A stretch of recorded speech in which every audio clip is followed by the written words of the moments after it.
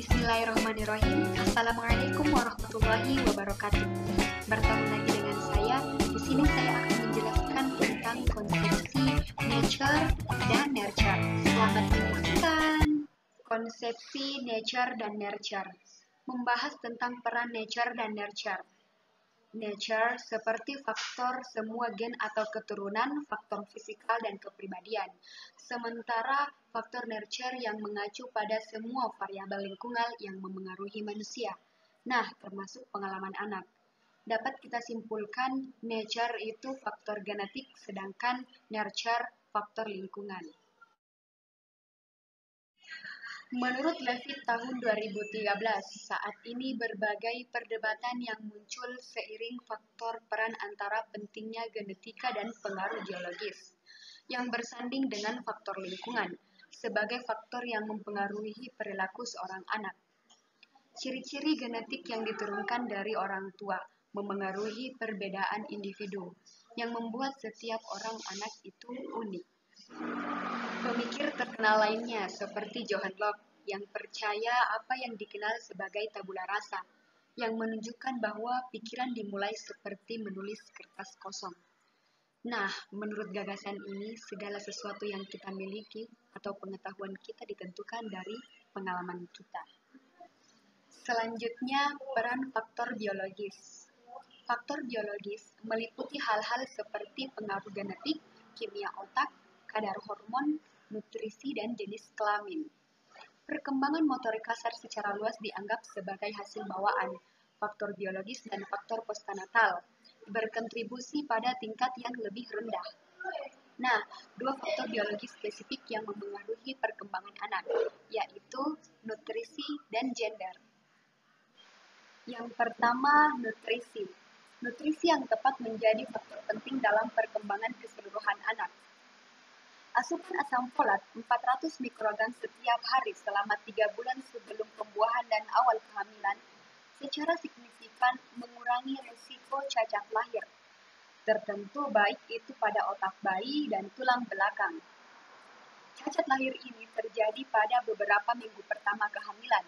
Oleh karena itu, penting bagi wanita di masa subur mereka memastikan mereka mendapat setidaknya 400 mikrogram setiap hari. Yang kedua, gender. Kebanyakan orang memiliki 23 pasang kromosom dalam sel mereka. 22 pasang pertama disebut autosom yang sama pada anak laki-laki dan perempuan. Karena itu, jantan dan betina memiliki sebagian besar gen yang sama.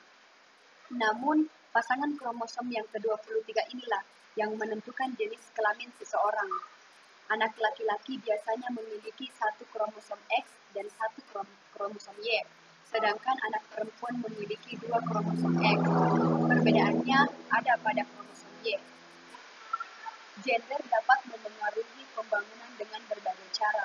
Contohnya, gender memainkan faktor pematangan kognitif, di mana anak laki-laki cenderung berkembang dan belajar secara berbeda dari anak perempuan.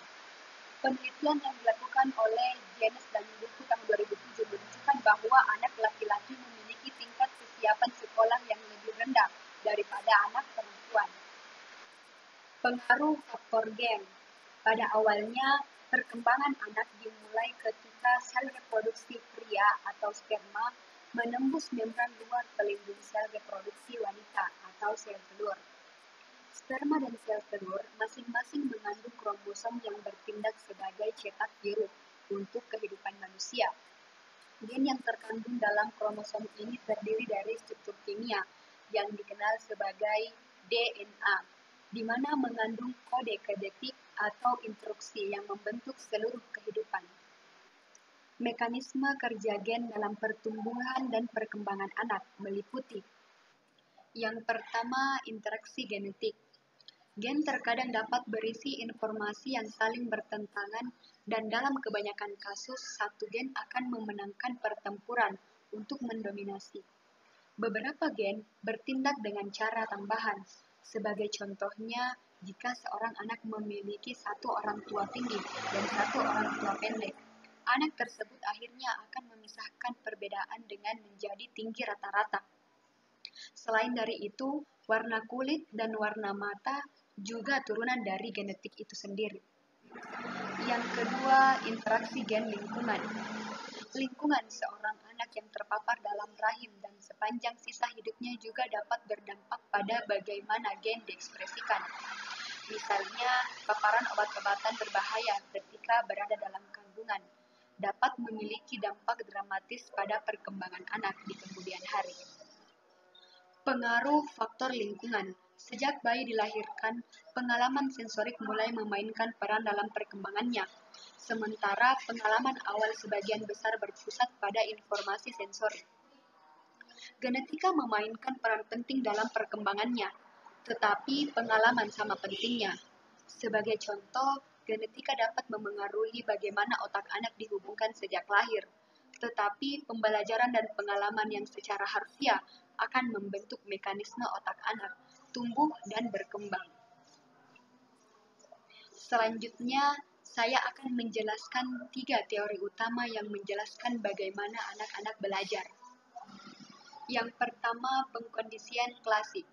Jenis pembelajaran ini melibatkan hubungan antara stimulus dan respon. Yang kedua, pengkondisian operan.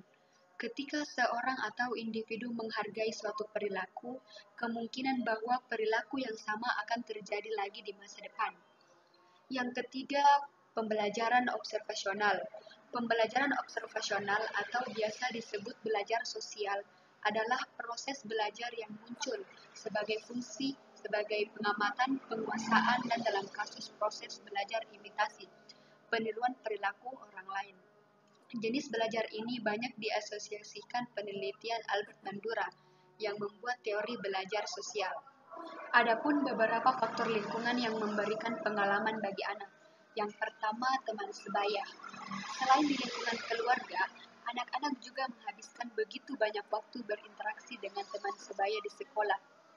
Mungkin tidak mengejutkan bahwa anak-anak lain memiliki pengaruh besar pada psikologis dan perkembangan anak. Anak-anak sangat dipengaruhi oleh teman sebayanya, baik itu secara positif maupun negatif. Yang kedua, pendidikan.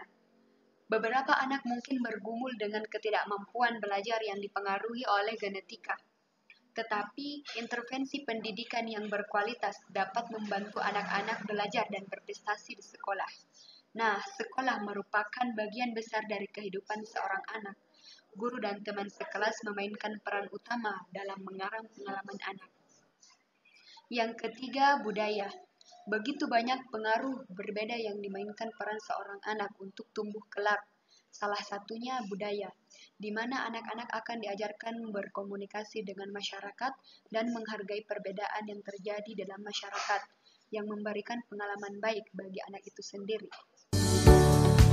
Nah, itulah tadi materi yang sempat saya bawakan terkait konsepsi